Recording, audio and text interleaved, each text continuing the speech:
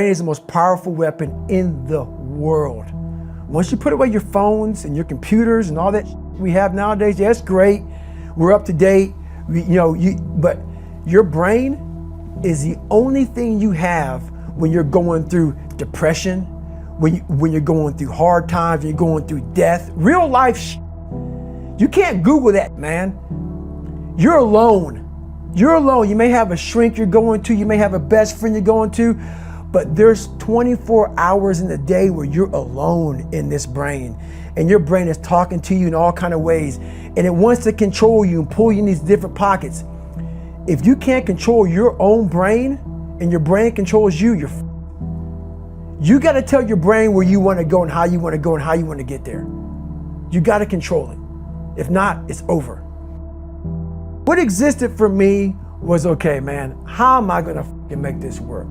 And all I knew back then was hard work. The only way anything gets accomplished. That's all I heard back in those days. You gotta work hard. You gotta work hard. I'm not getting I can't get this paragraph. I can't remember what the f***'s in this paragraph to pass this test to get in the military. Read again. Still not getting it. Read again. But if you're not getting it, write it out. And that's how I started learning. Okay, well, I gotta write out everything I do. And then write it out again, and write it out again. And guess what happened? I got it. I got it. I can't swim. I'm negative buoyant. Go back again. I can't swim. Go back again. Go back again. Go back again. I got it. I realized if I keep going back and going back and going back until the just becomes, your mind will say, okay, we're gonna figure it out. Because he is not going to stop. It's not like I'm gonna try one more time. No, it's just like alarm clock goes off, boop, we're going back. I can't read right, we're going back. I gave myself no way out, and my mind realized that. They said, okay, we're gonna adapt and overcome now. Like a lot of people say, trying hard. Your mind knows, man. It knows this guy's bull. Me, man, this guy's lying. There's no truth behind it. When I was in Navy SEAL training, people go, how were you there for 18 months? The program was only 6 months long. You were in 3 hell weeks in 1 year. No one's ever done that. How did you do that? I talk about the new norm. When I lived in a $7 a month place when I was growing up for a short period of time, I loved it. I didn't know any different. That was my norm. Once we moved out of that place, we moved to a $236 a month place. I was like, I never want to go back to that little piece of shit.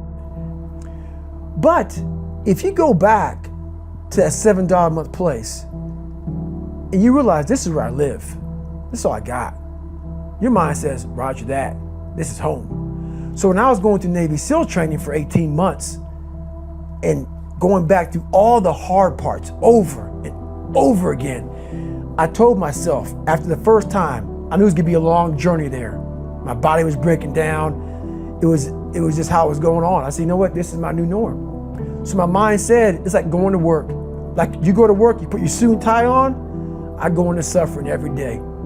Every day, suffering, being broken, duct taping my feet up, stress fractures, shin splints, being broken. This is my new norm. And your mind says, if we're not broken, this ain't normal. We gotta be broken. So then your mind starts to get tougher and tougher and more callous. People go, how did you run on broken feet?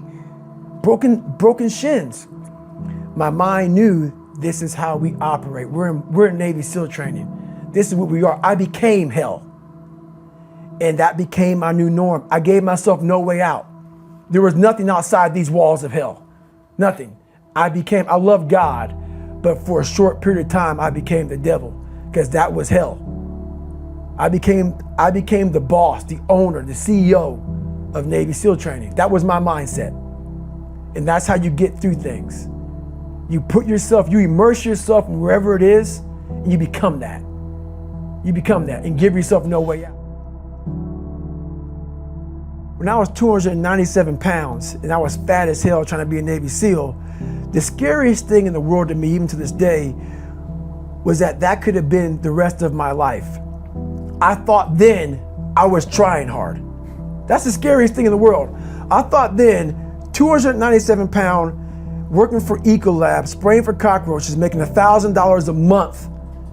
I thought that was me at my 100% potential. Come to find out, a few years later, I wasn't anywhere near that. 106 pounds less, graduated Navy SEAL training, went on to do all these other things. Looking back on that, that was me trying hard. That's why people gotta understand, what is in us, we have no idea until we start trying hard. And I mean really trying hard, where you're obsessed with, hey, this is my new norm. My new norm is that, wow, this isn't always fun. It's not always meant to be fun. And that's when you know you're trying hard. People hear my story and think this guy is sadistic. I realized how the brain works. I figured out how the brain works. I'm a scared kid, and that's what gives me so much power.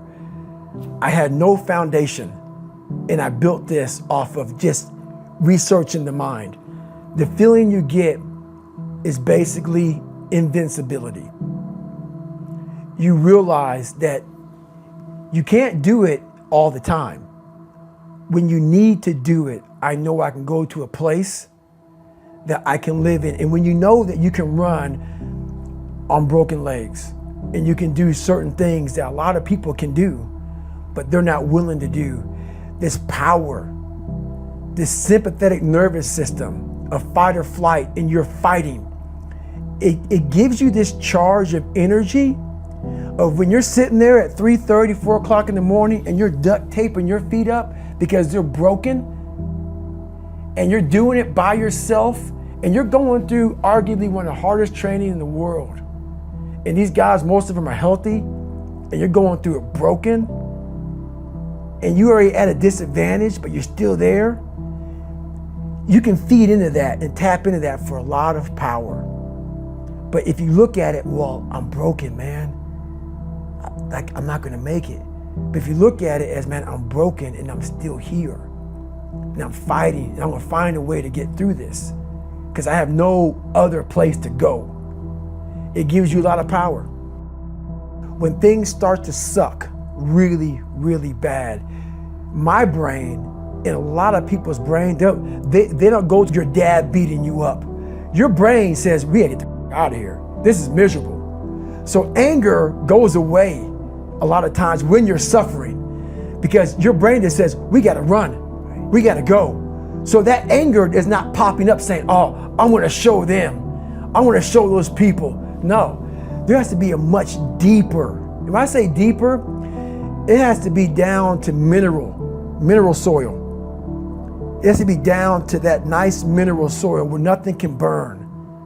You can't burn dirt. So it has to be down that low, that literally is something in you that's at the core of your soul.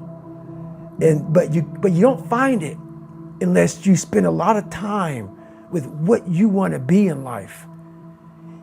I can't give that to you. Right. You can't give it to somebody. When you find your true passion in life, and my passion for me was like, oh, I want to be, I don't give a Navy SEALs, Army, I don't give a shit. I want to serve my country. I want to be someone that I'm proud of.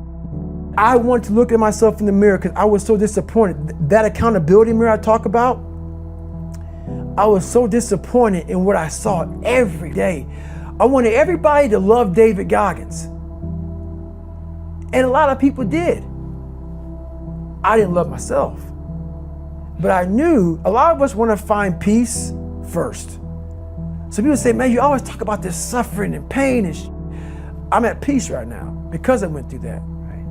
You don't find peace first. If you do, Merry Christmas. More power to you. More power to you. I found peace on the opposite end of finding myself.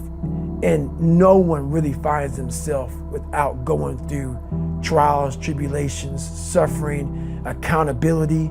And accountability is suffering. Being accountable every day for doing right for yourself, for the people next to you, it's miserable. It's hard. So, even the smallest details.